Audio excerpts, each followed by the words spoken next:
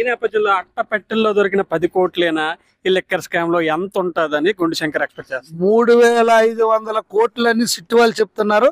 నాకు తెలిస్తే 50,000 కోట్లు ఉంటది. మద్యం సొమ్మంతా వాళ్ళ దగ్గరే ఉంది. గవర్నమెంట్కి పూర్తి ఖజానా కొల్లగొట్టారు. ఇంకా 5 సంవత్సరాల్లో మద్య నిషేధం చేస్తానన్నాడు. 25 సంవత్సరాలు ఫోర్కాస్ట్ చేసి తాకట్టు పెట్టాడు. ప్రభుత్వానికి గండి కొట్టారు. మొత్తం సొంత ఖజానా నింపుకున్నారు. ఈ పాపం పండింది, ప్రజలు గమనించారు. ఈ నేపథ్యంలో A1 కసిరెడ్డి ఏ పార్టీ వరకు ఉన్నారు? బిగ్ బాస్ ఎవరై ఉంటారని Gundu Shankar. Bigg Boss 100% Bigg బాసే. బిగ్ బాస్ ఎవరో బిగ్ బాసే. బిగ్ బాస్ వస్తాడు, ఆయన కూడా టైం వస్తుంది. ఆ బిగ్ బాస్ ఎవరనేది టైం వస్తుంది. మనకు కూడా బిగ్ బాస్ ఎవరో లాస్ట్లో తెలుస్తుంది. అలాగే ఈ బిగ్ బాస్ ఎవరో తెలుస్తుంది. అన్ని మీకు అందరికీ తెలిసిందే. బిగ్ బాసే మొత్తం దీనికి సూత్రధారి, పాత్రధారి అంటున్నాం. ఇంకా ఆ ప్యాలెస్లోకి వెళ్ళి చెక్ చేస్తే ఇంకెన్ని నోట్లు కట్టలు డబ్బాలు వస్తాయో అవి నిండిపోయి బయట ఇవన్నీ. ఇంక ఇలాంటి రాష్ట్ర వ్యాప్తంగా పెద్దిరెడ్డి ఇంట్లోనా, వాళ్ళ ఇంట్లోనా, అక్కడ మైనింగ్లోనా, పెద్దిరెడ్డి కళ్ళాల్లోనా, పశువులు సాలలోనా గట్రా చెక్ చేస్తే ఇంకెన్ని బాక్సులు వస్తాయో తెలీదు. ఆ టైం వస్తుంది, అన్నీ వెలికి తీస్తాం. చట్టం తన పని తాను తీసుకెళ్ళిపోద్ది. అనుభవిస్తాడు ఫలితాన్ని ఎవరైనా. అదే మిథున్ రెడ్డి మా రామ్మోహన్ నాయుడు గారికి ఇష్టం వచ్చినట్టు ఒరే వసే కొట్టి పార్లమెంట్లో అవమానపరిచారు. ఈవేళ ఆయన అనిపిస్తున్నాడు. కాలం నిర్ణయిస్తుంది దేనికైనా.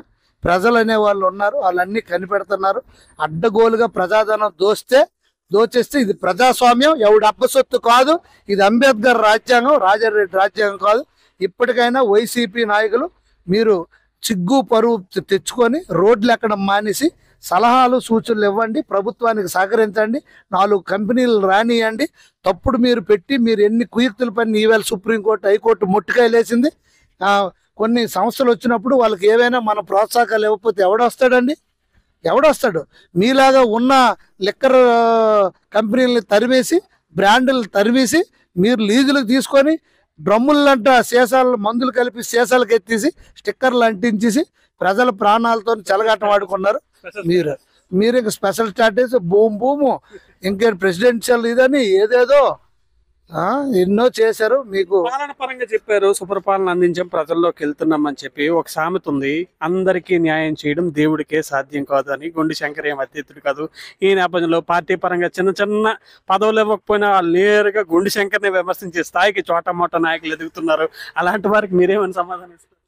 ఇప్పుడు విమర్శిస్తారు. నిజంగా పార్టీకి బద్దులైన వాళ్ళు విమర్శిస్తారు, దెబ్బలాడుతారు, వాళ్ళకి పూర్తి తక్కువ ఉంటుంది. దొంగలు కూడా పార్టీకి మోసం చేస్తూ అన్ని పార్టీలతో టచ్లు ఉండి వాళ్ళు కూడా విమర్శిస్తారు. అలాంటి వాళ్ళు విమర్శలు మేము పట్టించుకోం.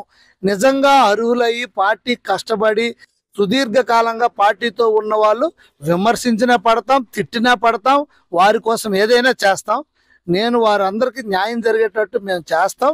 అవన్నీ కామన్ ఉంటాయి. ఎందుకంటే ఒక ఇంట్లో 4 అన్నదమ్ములు ఉన్నప్పుడు ఒక అన్నదమ్ముడికి ఏదైనా తేడా జరిగితే ఆయన మనస్పర్ధలు ఉంటాయి. అలాంటిది ఇంత పెద్ద వ్యవస్థ మాది. 1 కోటికి పై చిలుగు కార్యకర్తలు ఉన్నటువంటి అతి పెద్ద ప్రాంతీయ జాతీయ పార్టీ మన తెలుగుదేశం పార్టీ. అలాంటి పార్టీలో ఆ మాత్రం అసంతృప్తి ఉంటుంది. కానీ వాళ్ళు కూడా ఇప్పుడు ఆ పబ్లిక్కి చేస్తున్న సర్వీస్ కానీ, ఇస్తున్న సంక్షేమ పథకాలు కానీ, ప్రతి విలేజ్లో సీసీ రోడ్లు చేస్తున్న డెవలప్మెంట్ కానీ, ఇప్పుడు గత 5 సంవత్సరాలుగా ఏ బట్టిలో కూడా తట్టెడు మట్టి తీసిన పాపాన్ని పోలేదు. ఈరోజు మేము అన్నీ తీసాం. రైతులందరూ నీరు ఎక్కువైపోయింది, గడ్డ ఆపించమని నాకు ఇప్పుడు ఫోన్ చేసిన పరిస్థితికి తీసుకొచ్చాం. థైలాండ్కి నీరు ఇస్తాం, మా మాట ఇచ్చాం. ఇది ఓపెన్ ఛాలెంజ్. లాస్ట్ ఇయర్ కూడా థైలాండ్కి నీరు చివరి పంట వరకు పంపించాం. మీరు చేతగాక పంపించలేకపోయారు, పంటలు ఎండిపోయిన పరిస్థితి. ఈసారి కూడా మేము ఛాలెంజ్ చెప్తున్నాను, లాస్ట్ వరకు నీరు అందించి పంటలు సుభిక్షంగా పండే విధంగా మేము రైతులందరికీ కూడా తోడ్పాటు చేస్తాం. నేను ఇవన్నిటితో మా కార్యకర్తలు కానీ, ఎన్డీఏ కూటమి కార్యకర్తలు అందరూ హ్యాపీగా ఉన్నారు. చిన్నగా ఉంటే అవి కూడా రాబోయే రోజుల్లో భర్తీ చేస్తాం. ఫైనల్ గా ఒక్క క్వశ్చన్స్ తో ముగిస్తాను. మొన్న మీరు ఒక ప్రైవేట్ కార్యక్రమంలో ధర్మాన ప్రసాదరావు గారిని కలిశారు. మా రాజకీయంగా ప్రత్యర్థులు మీరు. ఒక చిన్న curiosity, talk of the town ఉంది. గుండు శంకర్, ధర్మాన ప్రసాదరావు ఏం మాట్లాడుకున్నారు? ధర్మాన ప్రసాద్ గారికి నేను కలవలేదు. నేను అక్కడ కూర్చున్నప్పుడు ఆయన కూడా గెస్ట్గా వచ్చారు. లయన్స్ క్లబ్ హర్షవల్లి వాళ్ళది కొత్త నూతన కార్యవర్గం దీనికి నాకు పిలిచారు. నాకు ఆ రోజు చాలా ప్రోగ్రామ్స్ ఉన్నాయని నేను వెళ్ళాను. వెళ్ళేటప్పుడు ఆయన వచ్చారు. వచ్చిన వెంటనే విష్ చేసాం, నమస్కారం పెడితే ఆయన నమస్కారం పెట్టారు. ఆరోగ్యం బాగుందా అని అడిగాను, ఎందుకంటే ఆయనకు ఆరోగ్యం బాగలేదని ఎవరో చెప్పారు.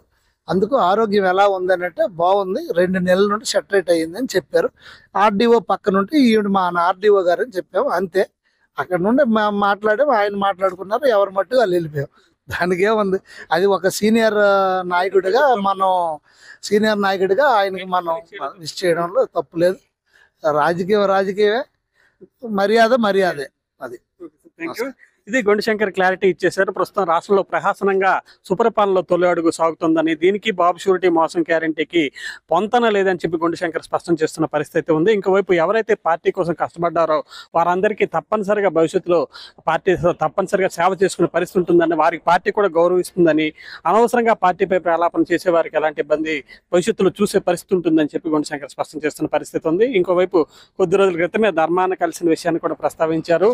కేవలం వేదికపై ఒక ప్రైవేట్ కార్యక్రమంలోనే తామంతా పాల్గొన్నామని, పెద్దవాళ్ళకి ఇచ్చే మర్యాద తనకి ఇచ్చానని చెప్పి గొండిశంకర్ స్పష్టం చేస్తున్న పరిస్థితి ఉంది. శ్రీకాకుళం నుంచి కెమెరా పర్సన్ నాగతో ప్రశాంత్, తెలుగు న్యూస్.